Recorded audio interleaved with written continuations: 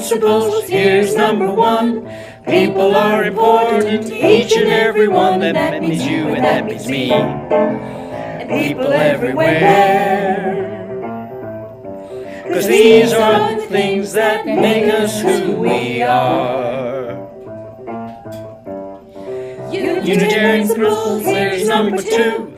Treat people kindly and treat them fairly too. Just be kind and care a lot in everything you do. 'Cause these are the things that make us who we are. Unitarian principles, here's number three. This is an accepting place where everyone is free to grow in spirit and in heart. And open mind's the key. 'Cause these are the things that make us who we are.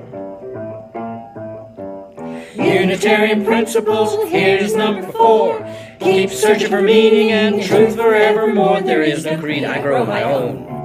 He grows along with me. 'Cause these are the things that make us who we are. Unitarian principles, here's number five. Listen to your conscience when actions you decide. Democracy's the way of the free. People are in charge. 'Cause these are the things that make us who we are. Unitarian principles, here's number six. If we work together, there's a lot that we can fix. Our goal is world community with peace for everyone. 'Cause these are the things that make us who we are. Unitarian principles, here's number seven. Respect the web of life in which we all live. We're all connected. You can't just do one thing. 'Cause these are the things that make us who we are.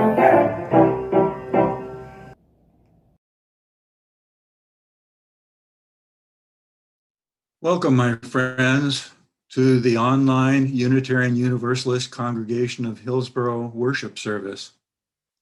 My name is Lou Gadol, and I am your host today, this 28th day of March, 2021. I would like to thank our speaker, Alicia Folkheimer, and her children, Tessa and Caden, Wendy Calvin, our producer, Aviva Enoch, our music coordinator, and our reader, Lucas Calvin. As a congregation, we are committed to supporting social equity and social justice in our community. An important part of that support comes in the form of our weekly donations, which are a separate part from our yearly operating budget pledge campaign. So each week, we invite you to contribute to our special Share the Plate offering, which we then share with our local partners in this vital, ongoing community work. Our community partner this month is Orange County Justice United. So please give generously online as shown on the screen. We thank you, and the community thanks you. Now let us prepare to worship together by reminding ourselves of who we are and why we gather. We are a community of liberal, open-minded people who strive to connect with one another in love.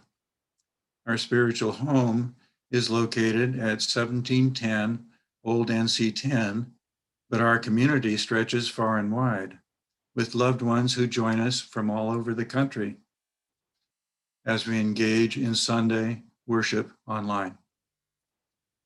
We are a people defined by covenant, not creed, and that means that we have committed to a way of being with one another rather than a statement of belief. To that end, we support each other in spiritual growth and deepening of faith.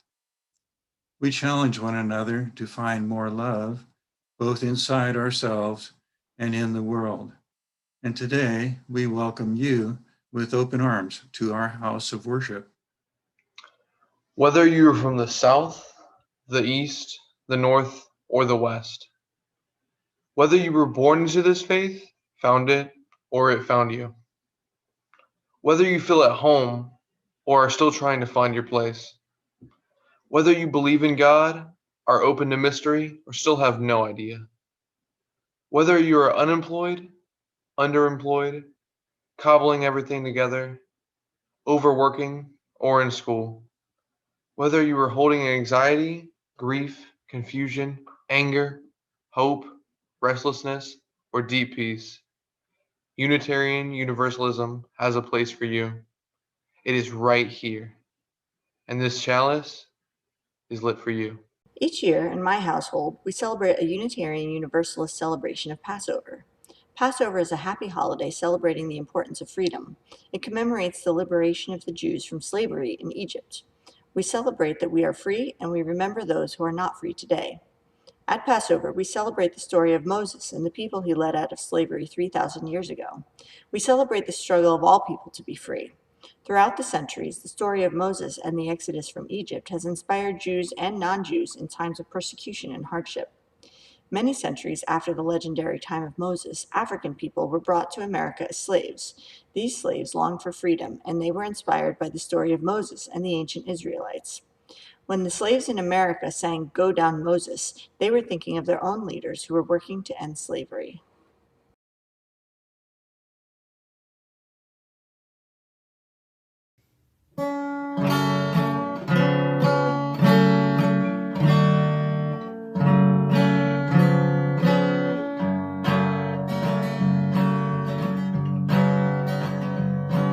When Israel was in Egypt's land, let my people go. Oppressed so hard they couldn't stand, let my people go. Go down, Moses, way down in Egypt's land, tell old Pharaoh, let my people go.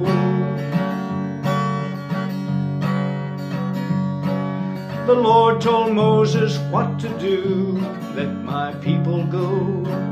To lead the tribe of Israel through, let my people go.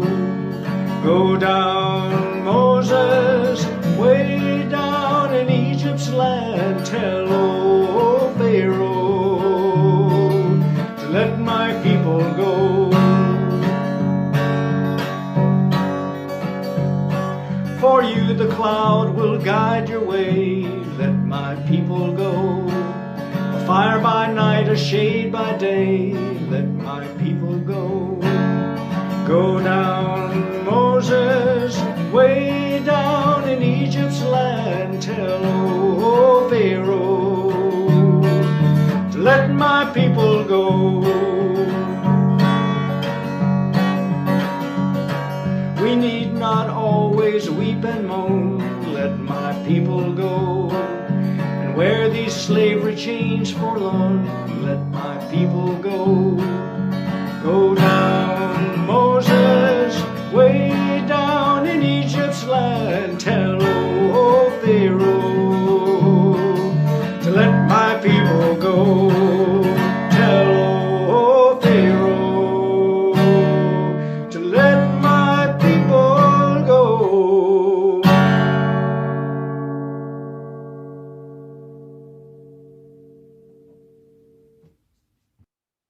Ours is a welcoming community where we find connection with each other, a sharing community where our joys are celebrated, and a caring community where our sorrows are lessened. Each Sunday, we take a moment to share and reflect on the special happenings that have occurred this past week in our lives. For those of you who'd like to share in the chat at the bottom of your screen, please do. And know that everything shared aloud or felt in silence is held dearly in the heart of this community.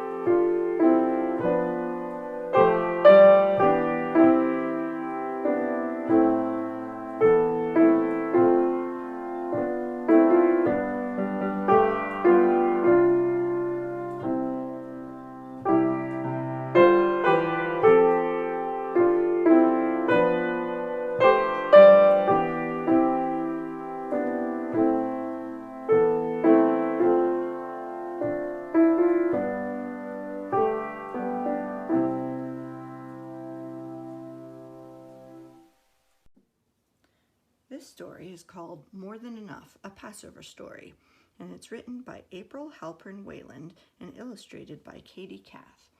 In this story, we repeat the word Dayenu. Dayenu means it would have been enough, and this is about gratefulness and being thankful for all of the small blessings in our lives.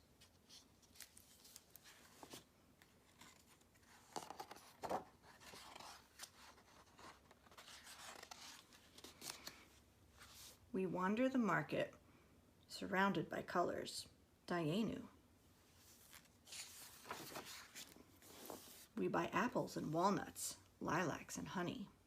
Dayenu. We reach through the bars to lift one purring kitten. He licks Mama's nose, so she says we can keep him. Dayenu. Wait, is that rain? Yes, it's rain. We can taste it. Dayenu. Kitten meets Daddy as we carry in groceries. Dayenu. We chop apples and walnuts and mix in the grape juice. Dayenu.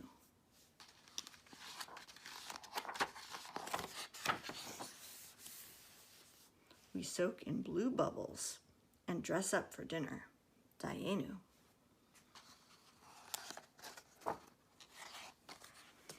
We dash through the puddles with our bowl of haroset. Dayenu. We skip into Nana's and show who we've rescued. Dayenu.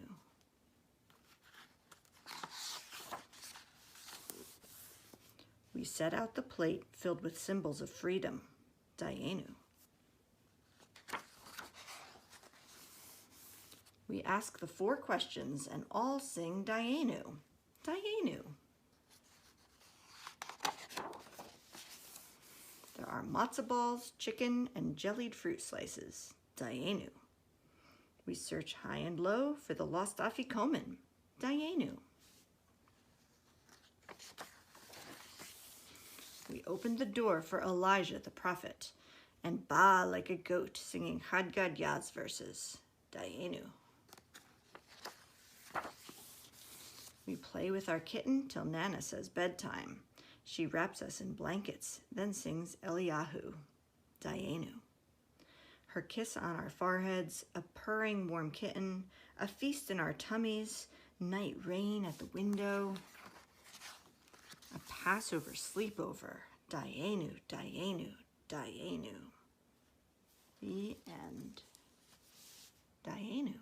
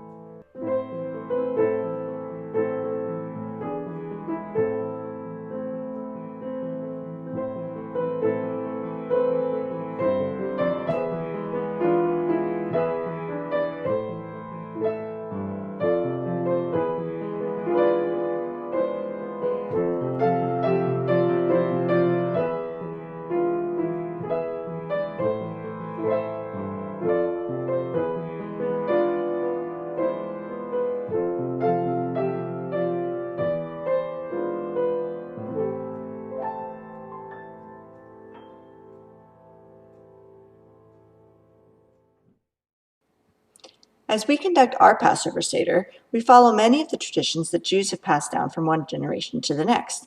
While we don't necessarily practice traditional Judaism, we feel free to choose to either say the traditional words as a way to honor the traditions of our forefathers, or to modify the words in a way that honors our own beliefs. I wrote my own Haggadah by looking at many other Haggadahs and using parts that I liked from each while leaving the rest behind, and then adding parts of my own over time later.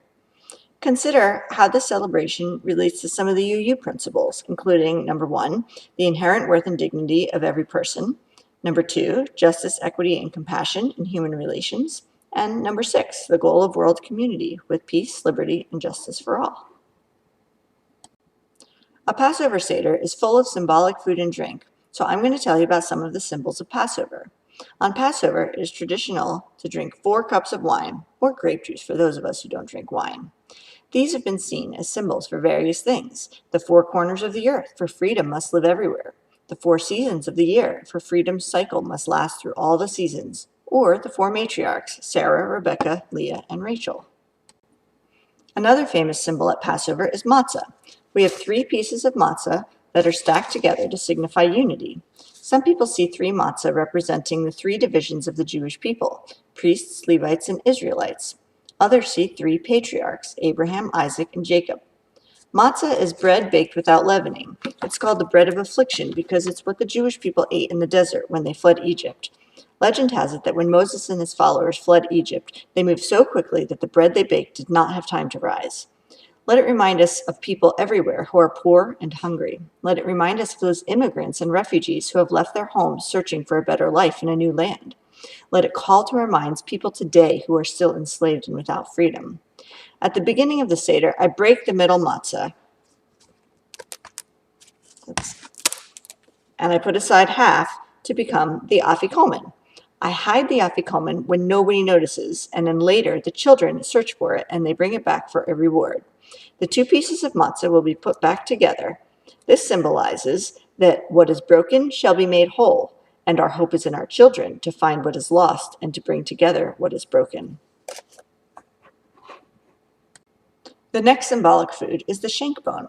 It reminds us of how God told the Jews to protect themselves from the plague of death. Death of a firstborn child was inflicted upon the people of Egypt as retribution for when Pharaoh would not allow the Jews to be free. It reminds us that painting lamb's blood over the doorways protected the Jewish home and Jewish sympathizers from the angel of death. The angel of death passed over these houses. For many, lamb is no longer eaten at the Passover Seder since the temple was destroyed. This is because the sacrifice could no longer be made properly. Instead, we usually substitute a green vegetable for a shank bone on our Seder plates. Another symbol is an egg. From an egg comes new life. An egg is an ancient symbol of rebirth and renewal. This is a roasted egg. The roasting reminds us of the destruction of the early Jewish temple. The egg is fragile. It represents potential that can be destroyed. Growing life needs warmth and love, security, guidance, hope, and vision. To achieve their full potential, human beings need the support and encouragement of family and community. The egg symbolizes the fragility and interdependence of life. Maror is the bitter herb. We use a horseradish root as our bitter herb. Tradition says that the bitter herb is to remind us of the time of our slavery. It is because the Egyptians embittered the lives of our forefathers in Egypt. They made their lives bitter with rigorous hard labor, with bricks and mortar, with all kinds of work in the field. As long as slavery exists or threatens to exist anywhere, it is fitting that we should be reminded of it so that we may do what we can do as individuals to banish it forever. It is also said that we force ourselves to taste pain so that we may more readily value pleasure. Fruits, nuts, spices, and wine are traditionally combined to make haroset. Being the color of clay or mortar, it reminds us of bricks and mortar used by slaves in the building of Pharaoh's palaces and cities. Yet the taste of haroset is sweet and thus reminds us of the sweetness of freedom. At one point in the Seder, we eat a Hillel sandwich, which is made by putting some bitter herb and some haroset together between 2 pieces of matzah. This symbolizes the bittersweet meaning of Passover. Parsley is a green vegetable which reminds us that Passover coincides with the arrival of spring. Spring is a new beginning. All of us have new beginnings in our lives. No matter how bad yesterday was, tomorrow holds more hope. We dip a piece of parsley into salt water twice. The first time, the salty taste reminds us of the tears shed by the Jews, African Americans, and all others who were placed into slavery. We are reminded of the suffering that those people and their descendants endure as a result of the tortures of slavery. The second time, it can help us to remember the ocean and the green plants of the earth from which we get the water and air and food that enable us to live. Another tradition at the Passover Seder is to pour a cup of wine and open the door to invite Elijah in. Elijah was a biblical prophet. Because Elijah helped the poor and the sick in his day, it is believed in folklore that he returns periodically to the earth to help those in need. Elijah represents the hope for people who long for freedom. The prophet Malachi also said that Elijah would herald the coming of the Messiah, the day of world peace and deliverance to freedom. For millennia, Jews opened the door for Elijah, inviting him to join their Seders, hoping that he would bring with him a Messiah to save the world. Yet the task of saving the world, once ascribed to prophets, messiahs, and gods, must be taken up by us, mere mortals, by common people with shared goals. Working together for progressive change, we can bring about the improvement of the world for justice and for peace. At my Seder, we also fill a cup for Miriam, but Miriam's cup is filled with water. Miriam was the sister of Moses, who arranged for his care as a baby. Also, after the Jews crossed the Red Sea, Miriam led the people in singing and dancing. It is said that as the Israelites wandered the desert for 40 years, a well of water given on Miriam's behalf would magically appear to provide water, healing, and sustenance.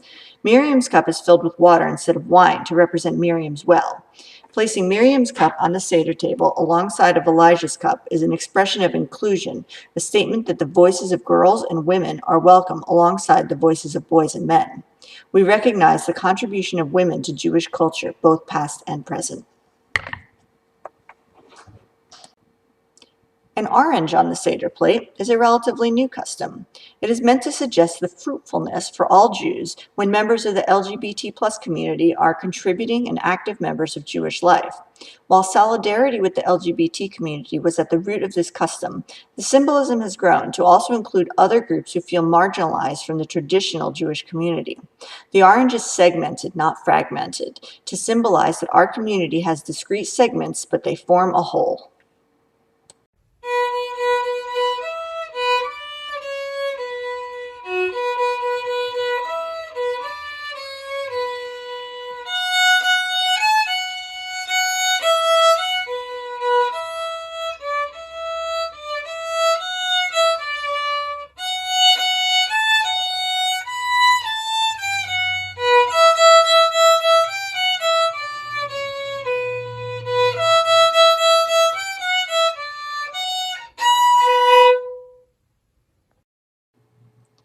Now we get to the 4 questions, the meaning of Passover. It is traditional for the youngest child to ask the 4 questions. We typically ask for the youngest who's able to read the questions in English and the youngest who's able to read them in Hebrew, or we can have a group do it together. Why is this night different from all other nights? On all other nights we eat either bread or matzah. Why on this night do we eat only matzah? On all other nights we eat herbs of any kind. Why on this night do we eat only bitter herbs? On all other nights we do not dip our herbs even once. Why on this night do we dip them twice? On all other nights we eat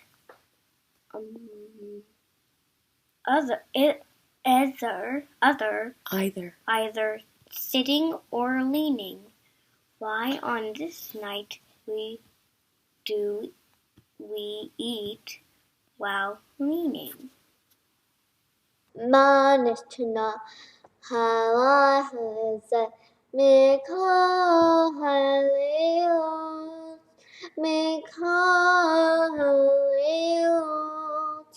Shabakol halilot Anu akali Hamedu Matzah Halihazat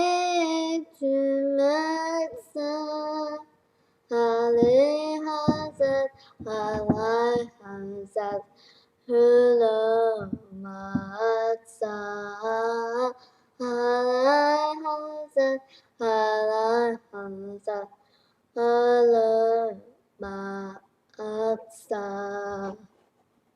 Shebeko Halelot Anu Makli She'ayurakot She'ayurakot Halayla Hazeh Maror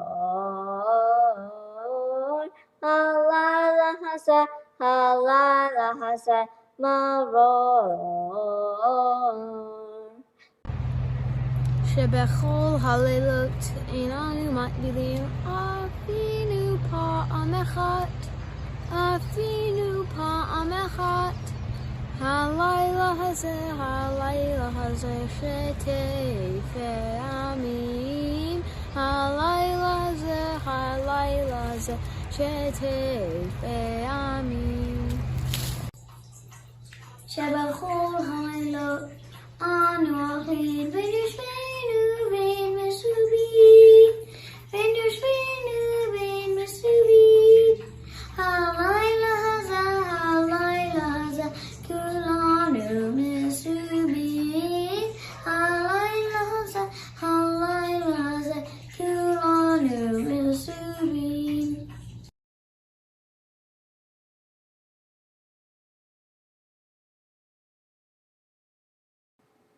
These questions are a central part of our Seder. The tale of the Jewish people's quest for freedom from slavery in Egypt was written so long ago that no one knows how much of it is fact and how much of it is fiction. Like all good stories, however, its moral lessons are valid and important. We do not tell the story because it is historically accurate. We tell it to recover the eternal ideas about freedom that the story conveys. So we may take this story seriously, if not literally. So, it is written that long ago, during a time of famine, the ancient Israelites traveled to Egypt. According to this legend, the Israelites at that time were all in a single family, Jacob and his children. One of Jacob's sons was Joseph. He was so wise that the ruler of Egypt, the Pharaoh, made Joseph a leader over all of the people of Egypt. But as time passed, another Pharaoh became the ruler of Egypt. He did not remember about Joseph and his wise leadership. This new Pharaoh turned the Israelites into slaves and burdened them with heavy work and sorrow. After 400 years, another Pharaoh declared that all of the Hebrew baby boys should be killed and instructed the midwives to drown the babies in the Nile. However, the midwives refused and disobeyed the Pharaoh's order. When Moses was born, his mother Yocheved was able to hide him for 3 months as the Egyptians searched for newborn Hebrew boys to drown. Unable to hide him at home any longer, she hid him in a basket among the reeds in the river. Moses' sister Miriam watched over the baby to see what would happen to him, for she had seen a vision that Moses would be the savior of Israel. Pharaoh's own daughter was bathing in the river and found the baby Moses and decided, against her father's decree, to save him. Pharaoh's daughter asked Miriam to find a Hebrew woman to nurse and care for the child, so Moses' own mother Yocheved was able to care for him until he weaned. Then Pharaoh's daughter adopted him, and he was raised in the palace. When Moses grew up, he demanded that Pharaoh let his people go. Many times he risked his life to insist on the freedom of his people until he finally succeeded. So, when I was in middle school, my father was looking for a way to get me interested in the Passover Seder, and because I was listening to rap music at the time, he wrote a rap telling the story of Passover. It has been my family tradition to perform this Seder rap to help answer the 4 questions. So now you get to hear me rap. Now you asked 4 questions, and I'm sure there's many others. Well, it all started out when our sisters and our brothers were slaves unto the Pharaoh down in Egypt land, and God sent Moses to lend a helping hand. He spoke to Moses from a bush that was burning and said it was time his children were returning to the promised land. So give Pharaoh this warning, better do what I say, or a lesson he'll be learning now. Let my people go. Let my people go. So Moses went to Pharaoh, and he said, Yo, the Lord God said you better let his people go. Pharaoh said, You must be crazy. The answer is no. Have it your way, said Moses. On with the show. He threw down his cane, and it became a snake. Pharaoh said, Your God must be a fake. My magicians can do that, but as their snakes wriggled round, Moses' cane swallowed the other once down, and with a wave of his hand there was blood where there was water. And Moses said to Pharaoh, You know you really ought to stop dissing our God and save yourself some trouble. Let his people boogie on, better do it on the double. Now let my people go. let my people go. Now there were 8 more plagues, and it wasn't just by chance that they were real bad things like darkness, boils, and pestilence. And Pharaoh still said that everything was fly, and before I let the Hebrews go, a lot of folks will die. And Moses said, well, I'll be home chillin', all your firstborn children, the angel will be killin', and they won't get better, even with penicillin. And by morning's light, I'm sure that you'll be willing to let my people go. Let my people go. Now the Jews are passed over and escaped this fate by marking their homes with lamb's blood on their gates. And when Pharaoh's son was stricken, he finally changed the tune. He told Moses and the Jews to go. They couldn't leave too soon, so they split right away and even left behind lots of things they had before, and their bread was only matzah. But they didn't care because they were finally free till they came upon a problem, the huge Red Sea. And then Pharaoh thought some more about losing all his slaves and sent his armies and his chariots to put them in their graves. The Jews thought they were trapped and shouted, woe is me, till Moses lifted up his arms and split the mighty sea, so the Jews could cross the water by way of solid ground. And when Egypt tried to follow, the water tumbled down. Let my people go. Let my people go. So tonight is really different when we think about those times with leaning herbs and matzah, salt water, and the wine. We cannot forget we're different, as the Holocaust showed, and that's why every year this story gets told. Now keep my people free. Keep my people free. We have already learned the answers to most of the questions asked. We eat matzah, the unleavened bread, to remind us that the slaves fled before their bread had time to rise. We eat maror to remember the bitterness of slavery. We dip our parsley into salt water to remember the tears of the slaves. But what about leaning? The 4th question asks, why do we lean while we eat on this night? Yet at my Seder, we do not lean. In ancient Rome, rich people used to eat while lying on a couch, leaning on one elbow as slaves and servants fed them. Some ancient Jews saw this relaxed type of eating as a sign of freedom and prosperity, so they would lean to one side eating at the Seder on Passover, the festival of freedom. Today, we celebrate freedom and equality by sitting up and feeding ourselves. But the leaning question remains in the service as a reminder of how it was when our people longed for freedom. These are the answers to the traditional 4 questions, but these are not the only questions we could ask. Any question is a way in, and every question is an act of freedom. So let us ask new questions, our own questions, even if we do not yet know the answers. At our Passover Seder, we celebrate the story of Moses and the people he led out of slavery 3,000 years ago. We celebrate the struggle of all people to be free.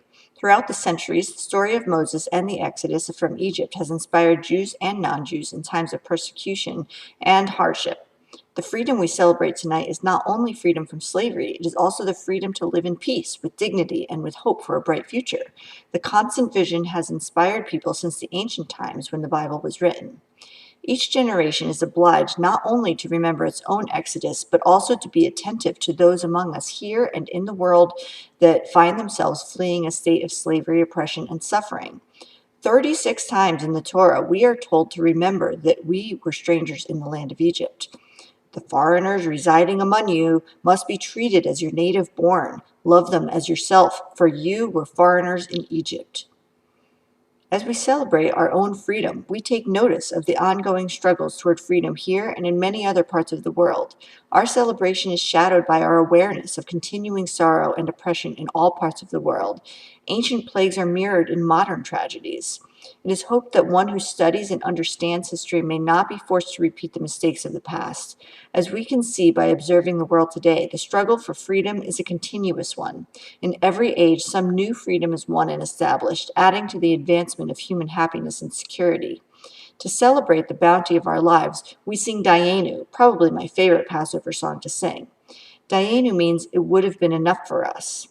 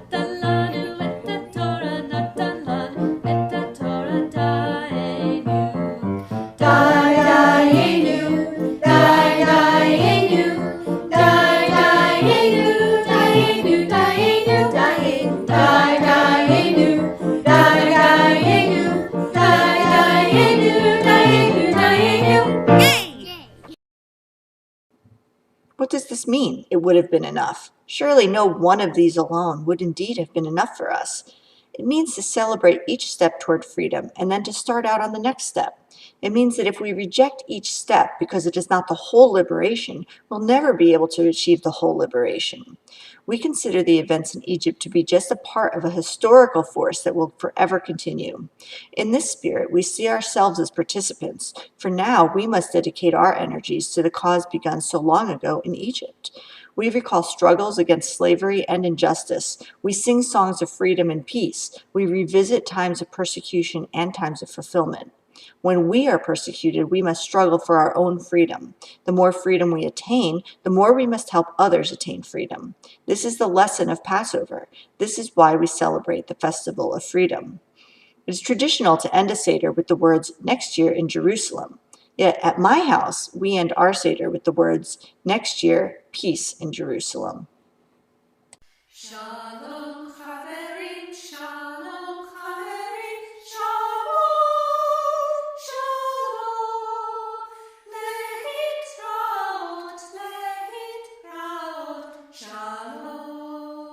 Shalom, Shalom Chaverim, Shalom Chaverim, Shalom Chaverim, Shalom Chaverim,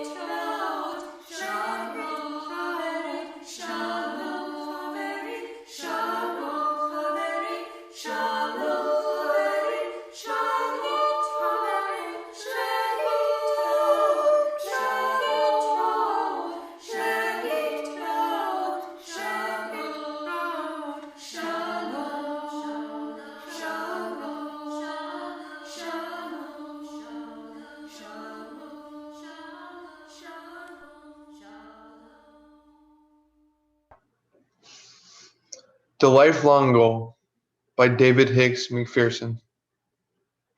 To wish for compassion, to pray for courage, to experience doubt and to bear sorrow, to strive for sureness. All these are qualities for which each of us should be grateful.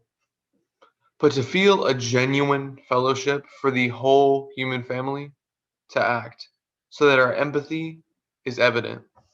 Wherever we go, that's the object. That is a lifelong goal. We extinguish this flame, but not the spark of joy in our worship, the fire of our commitment, or the warmth of our community. Blessed be, my friends, until we meet again.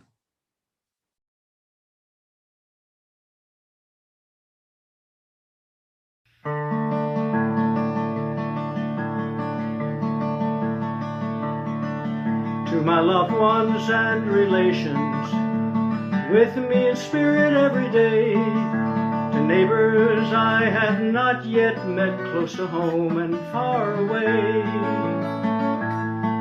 Be safe, be well, you mean the world to me. Be safe, be well, you mean the world to me.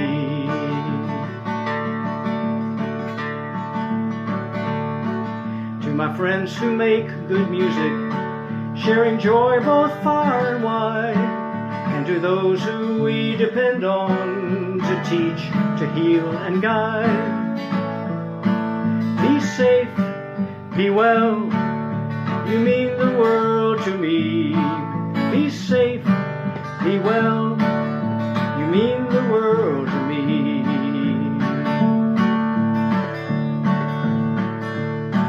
And to all who hear this message, to strangers and to friends, here's an embrace of music until we meet again. Be safe, be well, you mean the world to me. Be safe, be well, you mean the world to me. Come on now, be safe, wash your hands, you mean the world to me. Be safe, wear your mask, you mean the